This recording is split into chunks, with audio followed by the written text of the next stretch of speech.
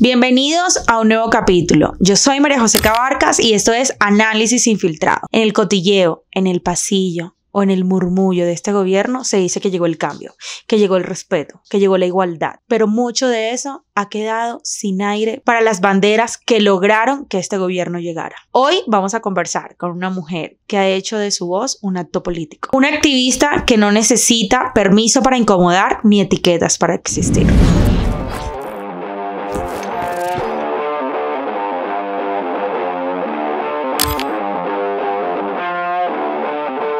Bienvenidos a un nuevo capítulo de Análisis Infiltrados, en donde contamos con una panelista estrella, Viviana Vargas. Bienvenida a nuestro podcast. El día de hoy vamos a tocar temas de luchas sociales, feministas, vamos a hablar de temas de derechos humanos, vamos a hablar un poco del contexto político, pero lo más importante, vamos a ser emotivo y verdaderamente contundente cada uno de los postulados que Vivi ha venido luchando día a día por el resto de su vida. Entonces, Vivi, bienvenida. Queremos conocerte. Bueno, Majo, pues darte las gracias por la invitación y por esa introducción tan generosa. Espero luchar por el resto de mi vida por estas causas. Y bueno, aquí lista a tener esta conversación con este vino tan delicioso. Y que ojalá logremos conectar con quienes nos están escuchando. Esto nos debería interesar a todas las personas. Claro que sí, Vivi. Nos parece como supremamente importante también entender un poco en qué aspecto te vienes moviendo desde el marco del feminismo, el marco de los derechos humanos, cómo ha venido siendo como ese crecimiento tuyo en esta lucha, tanto profesional como personalmente. Bueno, es una pregunta difícil, voy a tratar de contestarla lo más amplio posible, porque creo que el feminismo es algo que se descubre y que se vive incluso cuando no eres consciente de que se llama feminismo. En el caso mío, y creo que puede ser el caso de muchas mujeres, el feminismo fue básicamente como un salvavidas en un momento muy crítico de mi vida y muy temprano en mi vida. De hecho, entrando en la adolescencia, yo soy de la ciudad de Barranquilla, una sociedad muy machista, muy conservadora, con una altísima tolerancia a la violencia de género, a la violencia sexual. Amo mi ciudad, pero pues es una sociedad que tiene, digamos, esa tradición cultural muy fuerte, marcada. Y yo encontré, sin darme cuenta que me estaba encontrando con el feminismo, gracias a una escritora barranquillera que quiero nombrar aquí, que se llama Marvel Moreno, descubrí lo que significaba ser una mujer disidente o contestataria o inconforme en una sociedad donde se esperaba que fuéramos todas iguales, comportáramos todas de acuerdo a ciertos patrones, reglas y expectativas. Entonces el feminismo para mí fue casi que un descubrimiento personal, al que llegué cuando me empecé a confrontar con mi propia vida y con las cosas más cercanas que me generaban incomodidad y que me generaban insatisfacción y que me generaban dolor, ¿no? Y ahí yo puedo decir que empezó mi conciencia feminista desde muy adolescente, por la literatura, por el arte, por el cine, por la música. Empecé a descubrir artistas, mujeres que contaban sus historias a través de canciones, a través del cine, a través de sus obras, y eso me fue a mí conectando ya mucho más directamente con mis creencias. Sí, para mí la literatura y en consecutivo, digamos, el arte fue la forma en la que yo descubrí que yo era una mujer feminista.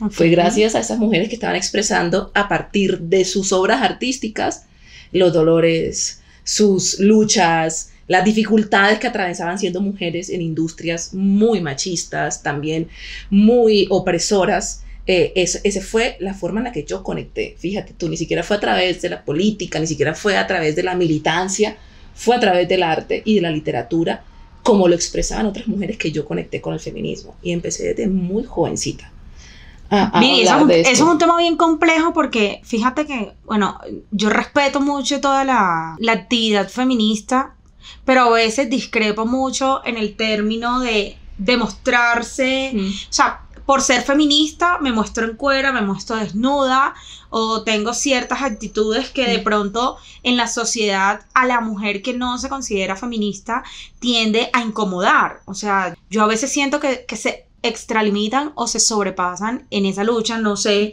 de pronto qué sientan ustedes en ese punto, como cuando están en su mayor lucha de, no sé, de reivindicar algún derecho, pero es un derecho más social que político, porque realmente la sociedad ha llevado a que la mujer exactamente cumpla unos patrones, se entienda como debe ser sumisa, que debe como cumplir ciertos estándares, y el hombre es el que adquiere como cierta relevancia en el entorno social y en toda la vida pues pública como tal, y eso ha venido haciendo que los feministas pues vayan buscando su espacio, su derecho, pero yo siento que a veces se pasan, porque de pronto hay esa línea delgada entre la lucha feminista y extralimitarse a hacer cosas que de pronto más bien generan repudio de las mujeres.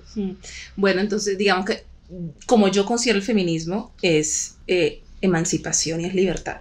Y esa emancipación también reconoce a las mujeres que se identifican desde otros lugares más hegemónicos o más tradicionales. O sea, en mi opinión, el feminismo, obviamente, toda lucha social y política, porque los derechos son políticos y son, digamos, las mujeres somos sujetas políticas. Entonces, cualquier lucha tiene que empezar fuerte. Y eso fue un debate que tuvimos hace poquito cuando hablamos de por qué el megáfono viene siendo un símbolo de los movimientos sociales, y es porque en una sociedad donde hay voces que han sido sistemáticamente silenciadas, tú no puedes empezar como buenas, hola, ¿será que es que nosotras? Y fíjate que las cosas que las feministas han conquistado, las han conquistado no solo para las feministas, sino para todas las mujeres, que hoy las mujeres podamos tener autonomía económica, tenemos la posibilidad de acceder a estudios, de tener nuestros propios recursos, de acceder a cargos de poder, de tener la posibilidad de escoger qué queremos ser con nuestras vidas, todas esas cosas que incluso damos por sentado, como que tú hoy estés haciendo un podcast y estés teniendo un espacio visible donde tú muestras tu voz con estos micrófonos. Todo esto es gracias a la lucha de las feministas. Sí, total. Que luchan porque incluso las mujeres que no se consideran feministas gocen de todos esos privilegios, de esos derechos. Ahora, ¿qué es lo que yo pienso, digamos, frente a lo que tú dices de estas expresiones más radicales del feminismo? El feminismo puede ser muchas cosas. No hay una sola forma de ser feminista. No es una sola forma de ser, de emanciparte. Solo cada mujer sabe de qué se tiene que emancipar. Porque cada mujer tiene sus propias cadenas. O sea, internamente diferentes luchas. No, claro, hay diferentes luchas feministas. Una de las luchas quizás que más conectó a las mujeres en el feminismo fue primero el derecho al voto. Digamos que la lucha de las sufragistas en el mundo fue como un punto como climático, porque necesitamos ser parte del panorama político, y si no podemos elegir, no podemos expresarnos, es como si no existiéramos en la sociedad. Total. Y luego otra lucha importante tenía que ver con lo que tú hablas de la sexualidad, la libertad sexual, pero sobre todo la decisión de decidir sobre algo fundamental que para las mujeres ha sido un privilegio, pero también una carga, y es la decisión de la maternidad. Las mujeres valemos o no por cuanto tenemos la posibilidad de procrear. Nuestro destino biológico es lo que define nuestro valor, y entonces se generan todo porque el feminismo también es performático. Y por eso te hablo tanto de las artistas y de las mujeres que han hecho feminismo con el arte, porque hay una cosa performática aquí, ¿no? De show, de performance, de decir, yo ¿por qué me desnudo? No me desnudo porque quiero que todo el mundo me vea desnuda. Me desnudo porque quiero decir que mi cuerpo es mío. Mi cuerpo es mío para decidir qué hacer con él. Y porque el cuerpo ha sido, en el mundo, el cuerpo de las mujeres ha sido un lugar de disputa siempre. No solamente con la maternidad, sino porque a las mujeres las han violado, las han obligado a tener hijos e hijas que no quieren tener, producto de la violación, de la violencia sexual, del maltrato, del golpe. Es decir, los cuerpos de las mujeres han sido un lugar utilizados. Por eso el cuerpo de la mujer termina siendo, dentro de muchas expresiones feministas, como el lugar que más reivindican, como este cuerpo que tiene la posibilidad de crear vida, es el cuerpo más golpeado en la sociedad, al que violan, al que mutilan. Piensa en todas las niñas que han mutilado en algunos pueblos originarios y pueblos ancestrales étnicos que consideran que el clítoris de una mujer es una cosa pecaminosa. O sea, nuestros cuerpos han sufrido muchísimo la violencia. No, y atreverse también como a mencionar, o sea, a utilizar nuestras partes íntimas para cualquier tipo de expresión, y también ver algo. A quienes nos vendían eran las mujeres, a los hombres nos los venden. Yo sobre esto también he pensado mucho en torno a por qué la mujer, o sea, tiene que sufrir absolutamente todo. O sea, la carga totalmente está sobre la mujer. La mujer da vida, la mujer mensual tiene pues su menstruación, su periodo, tiene sus dolores, tenemos crecimiento, de cambio de cuerpo, o sea, o nos crecen los senos, o nos crecen los glúteos, o simplemente se nos cae el cabello, o simplemente tenemos diferentes cambios hormonales que realmente han venido marcando puntualmente y haciendo de que obviamente la gente se sienta propia de su cuerpo, y también ese tema de como de no, es que yo no quiero tener niños, y si tú no quieres tener niños es un escándalo. Pero, o sea, otras personas que aman la maternidad, pero también las personas que quieren ser mamá, pero no logran coincidir con una pareja que terminan siendo monoparentales. Sí. Entonces ya hay todo un tema de congelación de óvulos, de inseminación, o sea, la ciencia ha avanzado tanto, pero todo termina recayendo, o sea, todo el tránsito siempre va a recaer sobre la mujer. O sea, quien lleva todo el tratamiento a cargo es la mujer. El hombre no tiene nada. O sea, yo también, yo no soy feminista, pero quisiera que en un punto los hombres también sufrieran o tuvieran esas luchas que nosotros cargamos, como para equiparar, porque ellos hablan de igualdad, de que el hombre pues puede tener como mayores altos espacios, cargos, o una superioridad frente a nosotros, pero no viven nada, no sufren nada. ¿Por qué crees? Es que tú estás entrevistando a mí, pero es que me llamó la atención algo que dijiste, porque tú estás mencionando cosas que son de la conciencia de una mujer que es consciente de la condición de género y de la desigualdad que hay. Y basta eso para poder decir, es una forma de hacer feminismo.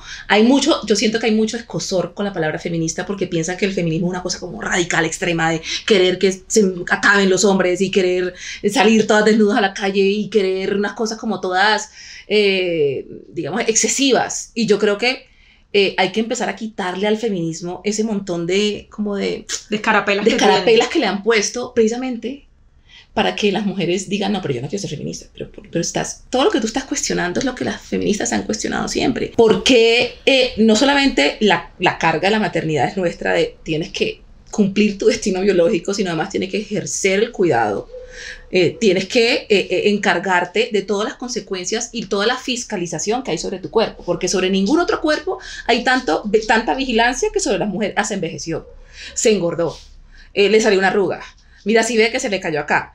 Sobre los cuerpos de las mujeres hay una fiscalización permanente. Tuvo un bebé y se le notó. No, pues, pucha, quieren que seamos mamás, pero el momento en que se nos note en el cuerpo y dejemos de ser deseables estéticamente para los hombres, entonces también se nos cobra. Entonces tú estás generando aquí una conversación sobre una conciencia que tú tienes, que es la conciencia que tenemos las feministas. No es nada distinto a eso, Majo, no es nada distinto a eso. Sí, digamos que no soy una feminista radical. Okay. Bueno, eso es otra cosa. No soy una feminista radical, y modestia aparte o clic aparte que pudiera censurarme o funarme toda la audiencia, yo no marcho por nada. O sea, no es mi sentir. O sea, yo jamás podría marchar. Tampoco me gustan los conciertos, o sea, no me gusta la multitud. Sí. No por un tema de que no apoyo una lucha. Son muchas causas que me gustan, que podría realmente apoyarlas, pero el tema de las marchas no es lo mío. Pero bueno, Vivi es una gran amiga.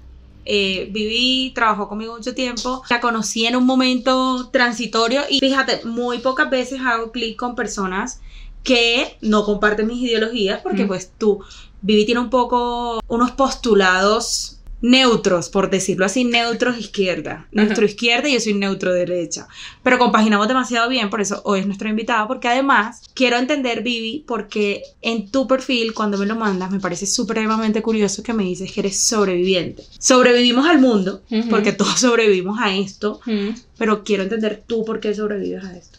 Bueno, me gusta mucho la palabra sobreviviente, la elijo yo conscientemente sobre la palabra víctima, porque es una decisión personal, no porque tenga nada en contra de las víctimas, porque me gusta reconocerme más como sobreviviente que como víctima. Y cuando yo me reconozco como sobreviviente, es cierto, sobrevivimos al mundo, sobrevivimos a un montón de cosas, todo el día sobrevivimos a cosas, pero la forma en la que quizás de lo que yo más siento que sobrevivo, quizás lo que más me ha generado el instinto de supervivencia, ha sido también esa opresión que en mi experiencia la he tenido que vivir a partir de la violencia. La opresión que vivimos las mujeres desde que somos niñas, desde que somos muy pequeñas, que por el simple hecho de existir ya estamos expuestas a unos riesgos y a unas maneras de someternos que nos pueden llevar a lugares muy, muy oscuros, porque es difícil a veces poder sobreponerte al daño interno que te causa la violencia, porque la violencia puede ser momentánea, tú puedes tener una experiencia de violencia que dura media hora, pero las secuelas que deja eso en tu psiquis, en tu ser, te duran toda la vida. Y son muchas las personas que se absorben en ese dolor y en esa fractura interior y que no pueden salir de ahí. Y es algo muy doloroso porque yo creo que la mayoría de gente en este mundo, y me atrevo a decir en este país, vive como con unos traumas que no se han sanado porque vivimos una sociedad muy violenta. En mi caso, a lo que yo sobrevivo es a la violencia que yo he sentido que se ha ejercido sobre mí por el simple hecho de ser mujer, de ser el tipo de mujer que soy, también de haber elegido ser una mujer feminista. Es decir, yo siento que diferentes decisiones que yo he tomado, unas que no he tomado, yo no elegí ser una niña, yo nací una niña, me ratifico como una niña, como una mujer, y por el simple hecho de haber existido como niña, ya fui sujeta a unas violencias que yo nunca me busqué, a las que nunca accedí y que me marcaron un destino. Pero además, luego, siendo ya una mujer adulta, otras cosas de mi vida me han vuelto a llevar a ese lugar de violencia, me han vuelto a llevar a ese lugar de discriminación, me han vuelto a llevar a ese lugar de opresión. Yo sobrevivo a la violencia que viví de niña, siendo una niña muy, muy joven, a la violencia sexual que vimos muchas niñas en este país, debo decirlo. El nivel de silencio que hay frente a la violencia sexual que viven las niñas en Colombia es impresionante. Yo te puedo decir sin que me tiemble la voz, si tú coges a 10 mujeres en la calle, sin ningún criterio más allá de agarrarlas en la calle, y les preguntas si alguna ha tenido alguna experiencia de violencia sexual en su vida antes de cumplir sus 15 años, y de esas 10 mujeres al menos 6 te van a decir que la han tenido. Sí, yo creo que el índice aquí en Colombia está disparado en ese tema, y además siento que últimamente, como ya entrando un poco también en el tema político, siento que últimamente se ha normalizado mucho este tipo de violencias, este tipo de usar el cuerpo, a excepción de las personas pues que lo usan por decisión propia, pero también el tema de trata, todo ese tema se ha venido como explotando y disparando de manera indiscriminada. Pero yo también creo que eso hace parte de cómo la sociedad ha llevado a personas a espacios donde el poder tiende a ser coercitivo con las mujeres. Mira, yo te cuento una anécdota. Cuando yo tenía, no sé, yo podía tener como 21 años, recién me vine a vivir a Bogotá. Mi papá siempre me decía, yo no quiero que tú trabajes en el Congreso, yo no quiero que tú trabajes en el Congreso, y menos con un hombre. Yo le decía, pero papá, ¿por qué? O sea, dame una explicación. Si mi anhelo, pues yo, politóloga, mi anhelo era llegar al Congreso. Sí. Yo decía, no, pero yo quiero trabajar allá, yo me muero por trabajar allá. Y me decía, no, yo no quiero que trabajes allá, que trabajes en cualquier otra entidad menos allá. Yo le decía, papá, ¿por qué? Me decía, es que, o sea, lo común era que los senadores o congresistas o las personas que ejercían poder en ese momento tuvieran ese tipo de escándalos donde presuntamente violaban o utilizaban a las mujeres a cambio pues de trabajo. Entonces es un tema bien delicado, porque además, bueno, ahora tenemos el caso pues de Benedetti, que además, o sea, hoy es ministro del Interior, pero tiene un prontuario investigativo de denuncias de maltrato contra la mujer, de violencia contra la mujer, de incluso intentar agredir a su esposa y como de acoso laboral con algunos. O sea, yo no sé cómo nosotros también permitimos, siendo... Nosotras somos el 53% de la población de Colombia. ¿Cómo alcanzamos a llevar a estas personas a atornillarse en el poder para seguir ejerciendo coerción sobre nosotros? Sí, de acuerdo. Digamos que ahora hay un tema que frente a lo que tú dices, yo quisiera como hacer como otra lectura, y es, no, la violencia sexual en Colombia y en el mundo ha existido siempre. Siempre. De hecho, si te pones a hablar con tus abuelas, tus tías, y te van a contar cosas que además eran súper normalizadas. Era normal la violencia sexual intrafamiliar, por ejemplo, el incesto en muchas familias, o sea, cosas que estaban asociadas como que a la cultura de la región, a la cultura popular, pero que eran violencia sexual. Es decir, la violencia sexual ha existido siempre. Sí. ¿Qué pasa? Digamos, hay dos cosas que ocurren. Por un lado, hay mucho más conversación sobre la violencia. Entonces, cuando tú la nombras, la describes, más personas empiezan a decir, ah, carajo, yo estoy en un contexto de violencia, yo estoy en un contexto de explotación, estoy en un contexto de trata. O sea, el tener la información también te permite reconocer la violencia, nombrarla, y al nombrarla empieza a hablarse más de la misma violencia. Es decir, ahí hay un efecto rebote que es producto también nuevamente, no por ser la cuña a las feministas, pero sí a que las feministas llevan diciendo esto no es normal, el matrimonio infantil no es normal, una niña de 14 años, de 12 años estén casando con un señor de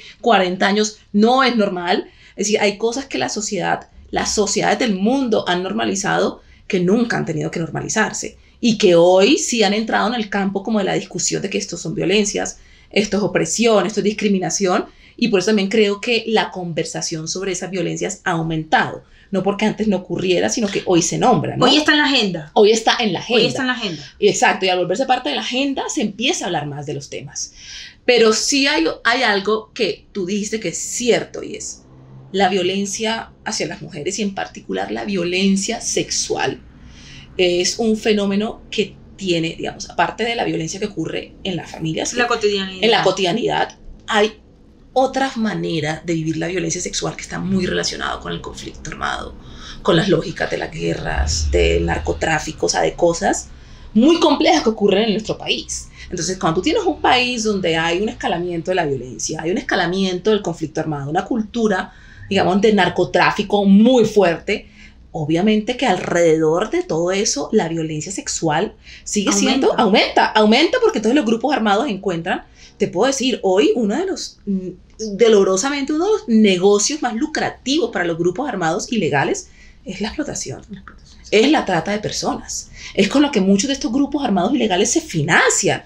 Entonces, ahí es que viene es cuando tú te empiezas a dar cuenta, es que esto no para, porque no solamente es una situación que pasa en las familias, pasa en la vida, sino que también se vuelve un mecanismo como de poder económico, de poder territorial. Es un instrumento de guerra. Y cuando tú lo vuelves parte de esta narrativa que va mucho más allá de la vida íntima de las mujeres, se vuelve más masivo. Entonces sí es cierto que al momento, en un país donde la violencia armada aumenta, donde la criminalidad aumenta, donde la ilegalidad aumenta, también va a aumentar la violencia sexual en otras expresiones como la trata de personas. La trata de personas es quizás el delito de trata de personas que no solamente, digamos, existe la trata con fines de explotación sexual, existe el matrimonio forzado, digamos, el trabajo forzado, la donación de órganos forzados, o sea, cosas alrededor de la explotación de otros seres humanos que se vuelven muy característicos también como un mecanismo de financiamiento de muchas guerras ilegales. Claro.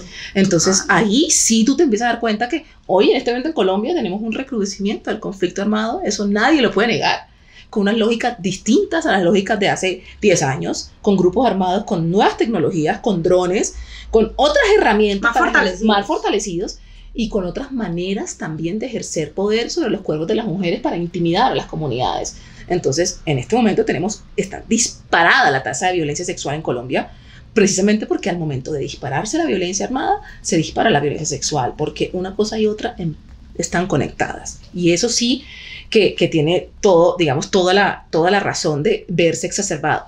Y lo último que voy a decir frente a lo que dices de estos personajes en la política, y lo que pasa en el Congreso. Lo que pasa en el Congreso ha pasado también hace mucho tiempo, y es eso, la idea de que los hombres que tienen poder político y tienen poder económico pueden comprarse todo. Y que las mujeres que llegan a estos espacios no llegan por sus capacidades, sino que llegan por sus atributos físicos, o porque llegan porque son instrumentos, objetos de interés sexual o lujurioso por parte de estos hombres con poder. La idea de que los hombres con poder pueden comprarlo todo es muy terrible, porque entonces las mujeres que llegan a esos espacios queriendo disputarse un lugar por sus capacidades, tienen que enfrentarse no solo a este prejuicio, sino también a la expectativa y a la presión que hay sobre ellas de que esto es lo que se espera que den a cambio de estar en esos lugares. Y pues, ¿qué decirte del ministro del Interior Armando Benedetti? Que él, como muchos otros, representan también, presuntamente, he aprendido a decir presuntamente, hay una palabra de clave, varias tutelas y varias denuncias, presuntamente representan parte de esta tradición tan macabra de el poder es para poder hacer lo que se te da la gana. Incluso para lo bueno y para lo malo. Para lo bueno y para lo malo, exactamente. Off the record, hablaba con Vivi, un tema que también me parece muy ligado, y es, al estar el tema en la agenda, Vivi, al tener tantas personas viendo cómo la violencia hoy, bueno, para hacer un paréntesis, yo siento, es mi opinión personal, no la viví, pero personal. Yo siento que este gobierno, no voy a decir, y muchas personas en los comentarios me han dicho que estoy sesgada porque solamente apoyo la derecha, apoyo la izquierda, que hablo mal de la izquierda, pero hablo bien de la derecha. Pero lo que realmente pasa es que en las instituciones o en el sistema político como tal ha venido ocurriendo esto siempre. O sea, hay cosas que pasan en la izquierda y en la derecha. Hay temas que son de izquierda y de derecha o que no son de ninguno de los dos, simplemente son una lucha general. Pero puntualmente yo sí siento que en esta agenda o en este gobierno muy puntual se ha desnudado el sistema. ¿Eso qué ha permitido? Que incluso la misma agenda sea violenta en torno a ciertos temas. Entonces, aprovechando pues tu experticia, yo siento que hoy tenemos violencia, tanto contra mujer, por tener personalidades, incluso la crisis de gobierno fue porque Susana Muhammad no se quiso sentar más con Armando, porque la vicepresidenta Francia también se sentía atacada, porque, bueno, diferentes personas se sentían que no compartían pues este tipo de acciones que tenía el ministro del Interior, pero que además es un ministro fuerte en el gobierno, que prefirieron sacarlas a las mujeres y dejarlo a él, prevaleciendo también de pronto esa narrativa de que pues el hombre tiene la delantera, la superioridad frente a la mujer. Pero más allá de eso, cómo eso ha venido impactando de manera negativa a las luchas. Cómo más que reivindicar el gobierno del cambio, lo que ha hecho es empañar esa lucha, utilizar esa lucha. Lo siento tanto con las mujeres como con la población LGBTI por el tema del ministro de la Igualdad, persona ministra, que quiere que lo llamen. Pero sí siento que eso, o sea, que más que hacerle un favor o reivindicar los verdaderos problemas estructurales, porque esos son los verdaderos problemas estructurales que Colombia tiene, lo que han hecho es desnudar un sistema, desnudar algo, hacer lo mismo e incluso peor, y terminar rentalizando esos procesos. Sí. Entonces, qué pregunta esa, análisis. Me pones en una situación, no la voy a afrontar con entereza. Voy a hablar de algo que puede sonar como jodido, pero creo que hay que decirlo, y es... Ahora, no voy a compararte que estábamos mejor antes, porque tampoco creo que estábamos... O sea, digamos que las feministas y los sectores LGBT nos hemos enfrentado durante muchos años a muchísima opresión, a muchísima exclusión. No hemos tenido un lugar en el Estado, nunca propiamente como con una agenda montada, organizada, no la hemos tenido. No voy a vanagloriar el pasado, que no era tampoco, no es entrañable para mí, pero sí voy a hablar sobre las expectativas, quizás, sobre las cuales tenemos frustración frente a este gobierno. Yo creo que sobre eso hay que hablar, porque creo que este gobierno, a diferencia de otros momentos y de otros gobiernos recientes, este gobierno sí nos había dado una expectativa muy concreta frente a las agendas de los movimientos sociales, de todos los movimientos sociales, no solamente el de las mujeres, ¿no?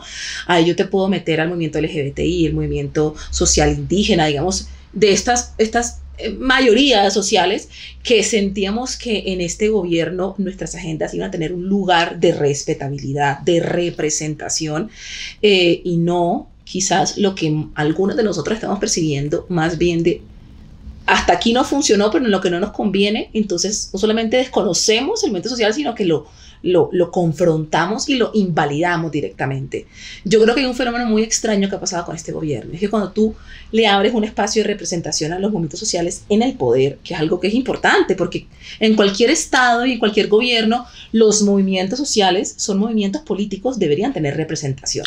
Y todas las voces deben ser escuchadas, independientemente de las líneas. Exacto, pero como este gobierno, digamos, llegó como con estas banderas y llegó con esa expectativa de que iba a ser un gobierno para los movimientos sociales, entonces se abren espacios de representación y luego empezamos a ver cómo esa representación se vuelve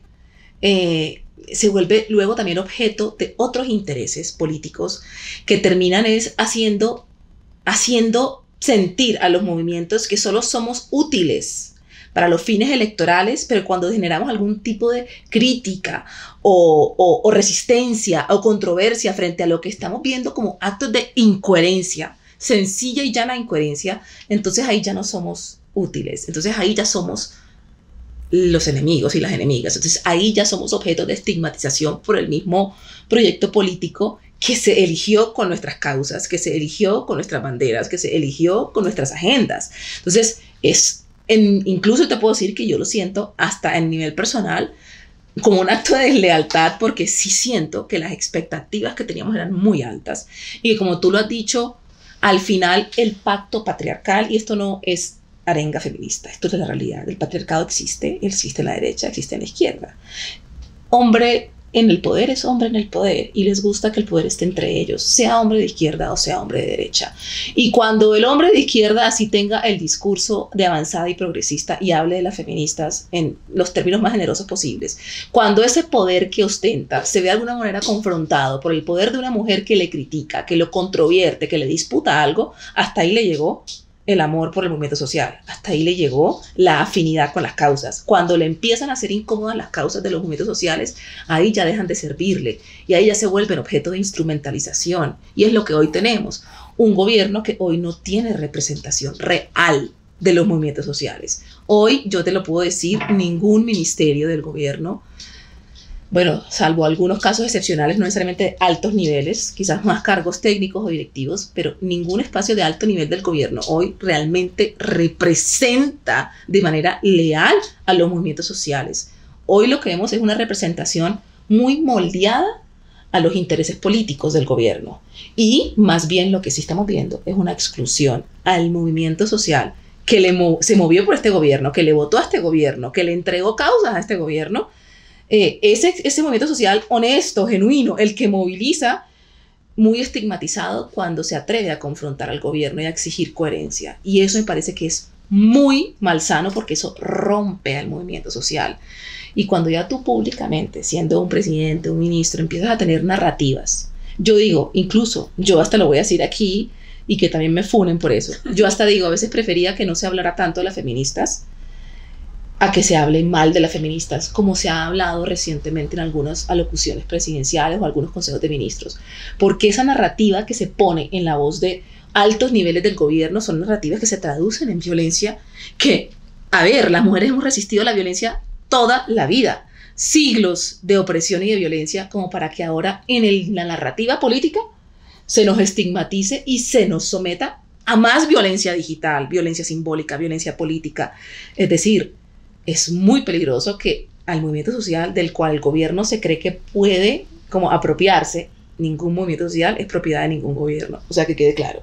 Total. Los movimientos sociales son independientes. Tienen que ser independientes siempre. Así tengan más afinidad con un gobierno que con otro, siempre tenemos que mantener una sana distancia al gobierno, porque no tiene ningún sentido que nos dobleguemos al poder. Total. Pero lo que sí no puede pasar es que el mismo poder que nos ha recibido, cuando ya no le sirvamos, nos desecha como un objeto más y nos estigmatice. Lo mismo que ha venido haciendo la sociedad indistintivamente. Por eso les decía, no es izquierda, no es derecha.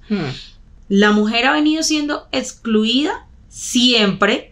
Las causas sociales han venido siendo un tema liviano para el poder y que no tiene relevancia, pero sí tiene relevancia cuando es cuestión de votos, sí tiene relevancia cuando es cuestión de movilización. Pero aquí hay un punto que a mí me llama la atención, y comparar es muy feo, pero yo hoy tengo la capacidad de hacerlo porque yo he estado en dos gobiernos. Yo estuve en la mejor parte de la historia de Colombia. Estuve en la derecha y en la izquierda, porque no lo voy a negar, trabajé para la izquierda y para la derecha, o para la derecha y para la izquierda, como quieran verlo. Pero finalmente hay una gran diferencia en entender los movimientos y en usar los movimientos. Hay algo que me pasaba mucho en la derecha. En la derecha hay movimientos que eran de una ala más progresista, y me pasaba mucho que me decían, ay, yo quiero que ya te vayas, pues cuando estábamos terminando las elecciones, ¿no? Yo quiero, más que todo las víctimas, yo quiero que ya te vayas porque ya viene mi presidente Petro, y él va a estar aquí conmigo. Y sin embargo, yo siempre he sido muy pro país, en el sentido de que yo igual les llevaba las oportunidades, hasta hacía de más. O sea, si en mí estaba que le buscara la mejoría a un tema que de verdad los estaba agobiando, yo me entregaba a las comunidades en ese momento. Pero luego entro a este gobierno y digo, wow, aquí hay un tema de diálogo, que fue la bandera del gobierno, el diálogo total, pero uno llegaba a un diálogo y era hablar de lo mismo. hablar de lo que ya existe, sin ninguna respuesta. Un gobierno que no llegaba con ninguna respuesta. Y era mucho más frustrante para mí, y yo creo que en muchas ocasiones te lo manifesté, te decía, Mónica, me siento tan frustrada, Vivi, porque yo esperaba que hoy se pudiera solucionar los temas reales de la gente. Pero entonces me llevan a un lugar donde una comunidad me va a contar lo que ya yo sé que sufren. Bueno, lo puedo ampliar, listo. Valgo el tema del diálogo para un diagnóstico inicial. Pero hoy yo siento que las comunidades no están teniendo esa retribución. Las luchas no están teniendo esa garantía. Los LGBTI no están teniendo representación con la ministra Florian. O sea, para mí se ha desdibujado totalmente la escena. Pero hoy el presidente sigue convocándolos a marchar. Este ha sido un presidente de marchas, un gobierno de marchas. Marchan porque sí, marchan porque no, marchan por la reforma laboral, marchan por la reforma a la salud, marchan por la reforma trans, marchan por todas las reformas, pero si te das cuenta, todas han sido acciones políticas, nada estructural. Porque no tienen como esa conexión técnica real con la gente y de entender también la diferencia, porque es que el movimiento dice, lleguemos a un punto, te ayudo, vamos todos agarrados de la mano, pero hay cosas que son para todos, como tú decías al inicio. Las feministas han luchado por lo que tú hoy gozas, Majo. Y sí, eventualmente yo lo que esperaba de este gobierno era una inversión fulminante en todo el territorio colombiano con unos ciertos zoom en ciertas causas que ellos ya manejan. Pero hoy yo veo un presidente que sale, los invito a la movilización. Los invito a la movilización. Nos movilizamos en Ibagué. No, o sea, no, llegamos con oportunidades, llegamos con respuestas, llegamos con soluciones. Yo no veo eso. Y en el gobierno de derecha, a pesar de que de pronto se tiene ese pensamiento, pero yo siento que tampoco es así, de que las luchas y las causas no son fundamentales. Pero fíjate que en ese tiempo se ayudaban mucho las causas, muchas las cosas, y hoy muchas de esas personas me escriben como, Majo Marica, extraño demasiado. ¿En serio? Extraño demasiado al presidente Duque, porque yo que te quería sacar de acá del territorio, porque yo era afín al presidente Petro, hoy el presidente Petro no ha venido a mi territorio. Entonces es doloroso ver, porque yo al final les decía, no se preocupen, que si está en Dios, que yo me vaya de gobierno y ustedes sigan, ojalá y les vengan muchas cosas. Qué lindo ir a un territorio donde tú pusiste un granito de arena y ver que ha crecido mucho más, pero hoy no lo veo. Entonces yo sí siento que de pronto esa ha sido como la mayor desilusión de las causas en este gobierno. Pero ¿por qué tantas promesas incumplidas? O sea, yo quiero entender la génesis de qué sientes tú de por qué realmente ha habido un incumplimiento real. ¿Será que sí fue una instrumentalización real o hubo una intención, pero de pronto no fue el mejor gabinete para cumplir los propósitos? Porque eso también es una cosa. Porque mira que de pronto la vicepresidenta hoy es un estorbo. Pero es un estorbo porque, digo yo aquí en mi interior, no quisiera generar una narrativa en torno a ella porque pues para mí ha sido la vicepresidenta más invisible de todos los tiempos, pero hoy la tienen apartada es porque ella ha querido de pronto luchar por lo suyo. Y no la han dejado como mostrarse. O sea, les sirvió ser mujer, ser negra, ser activista, pero hoy es invisible. Y es que es lo mismo que te acabo de decir, la causa para lo que sirve, y cuando ya no es necesaria, entonces la hacemos a un lado porque estorba porque nos hace veduría, porque nos exige coherencia, porque nos exige un montón de cosas que no estamos en capacidad de dar. Entonces tú me preguntas como de, ahora, ¿yo qué siento en la diferencia de yo también he trabajado en este gobierno con Duque, yo trabajé con Santos, en el gobierno de Santos trabajé, bueno, que no era tan de derecha, pero sí, era una mezcla. Era una mezcla, digamos que sí. Pero yo creo que, digamos, hay un tema y es, claro, yo siento que los gobiernos más de derecha tenían una distancia más grande con el movimiento social en cuanto que allá estaba el movimiento social, acá está el Estado, acá está el gobierno y sus funcionarios. Eran como dos universos distintos. El gobierno de Gustavo Petro, precisamente porque se crea también a partir de los movimientos sociales, es que no olvidemos que mucha de la movilización electoral del presidente Petro viene de los movimientos sociales. Entonces fue un gobierno que incorporó a mucha gente del movimiento social en su estructura, en su gabinete, en sus entidades. Entonces hay una cosa muy extraña que pasa cuando tú institucionalizas al movimiento social o a los activismos. Se vuelve como, bueno, ¿Tú cómo haces? Tú eres activista, tú eres movimiento social, tú tienes que tener una postura crítica frente al gobierno, pero usted estás trabajando con el gobierno, ahora trabajas en este gobierno, ahora tienes un cargo en este gobierno. ¿Tú cómo mantienes tu lucha? Y ¿Cómo te diferencias? ¿Cómo te diferencias? ¿Cómo haces? Entonces es una cosa muy complicada que ha pasado con este gobierno, donde hay muchos activismos que se han institucionalizado. Yo no digo que eso sea malo, yo creo que es positivo que se ocupe el poder. Lo que pasa es que eso no puede volverse una moneda de cambio como para comprarle de alguna manera, ¿no? Como estoy en el gobierno, entonces no puedo ser crítica con el gobierno, entonces no puedo movilizarme contra el gobierno, no puedo exigirle a este gobierno porque este gobierno me incluyó. Creo que ahí se vende una cosa perversa. Y también creo que, como tú lo has dicho, probablemente yo creo que el presidente Gustavo Petro ha tenido siempre buenas intenciones. El problema es que, yo lo dije, el patriarcado cala en todos los hombres que tienen poder. Y hay ciertas maneras de vivir el poder, que es como, por ejemplo, una manera en la que el presidente Petro y otros expresidentes y personas, hombres en la política, también lo tienen, no solamente de una forma muy autoritaria y muy egocéntrica de ejercer el poder. Entonces se termina perdiendo la acción en el discurso, en el simbolismo. Y aunque el simbolismo es importante, porque cuando tú no tienes nada, pues lo simbólico al menos pone algo en la agenda. Es simbólico que yo tengo esta copa de vino aquí. Antes ni siquiera estaba. Al menos ahora sale en la cámara, ¿cierto? Pero también quiero que esta copa de vino pues tenga un derecho, pues tenga, ¿no? La laven de vez en cuando, esté limpia, ¿no? Pues viva bien, no que tú cojas y la petas en la, ¿no? Por allá en tu cocina, sino que esta copa merece existir en dignidad. Entonces, ¿qué es lo que yo siento que se ha quedado deficiente? Y también tiene que ver con, primero, sí creo que probablemente la izquierda no estaba preparada políticamente para gobernar. Es bien distinto ser oposición a gobernar. Total. Y gobernar requiere cierta estructura, de ciertas capacidades, de cierto tecnicismo. Y no porque el activismo y el liderazgo social no pueda ser técnico. Yo también creo que el liderazgo social puede ser técnico. Pero es que una cosa y la otra no pueden, no es una cosa o la otra, tienen que ser las dos cosas al tiempo. Yo sí siento que le ha faltado a este gobierno mayor organización. Como le faltó, porque ya se va a le faltó mayor organización y más capacidad técnica junto con la capacidad política, sin satanizar una cosa y la otra. No es cierto que entonces todo lo que sea tecnocrático entonces es de la derecha y entonces todo lo que sea del movimiento social es de la izquierda. No, es que esos extremos no nos han servido para nada, al contrario. Yo sí creo que incluso lo más político es supremamente técnico y lo más técnico también es supremamente político. Entonces a este gobierno le ha faltado juntar esas dos facetas del conocimiento y de esas dos facetas de las capacidades. Yo también creo que tantos cambios, y los cambios se deben a cosas propias del poder y probablemente del poder, la forma en que el presidente Petro ejerce el poder, ese cambio de personas en el gobierno, en el gabinete, esos cambios en los ministerios no han permitido que ninguna cosa avance. Porque tú todos los días te sientes que estás empezando con un ministro que llegó ayer. De cero. Y cada ministro que llega es como si estuviera llegando en un gobierno distinto. O sea, está en el mismo gobierno y cada ministro llega a un gobierno nuevo. Entonces no hay ningún tipo de continuidad en los procesos. No hay dolientes. No hay línea. Las políticas públicas están en cero implementación.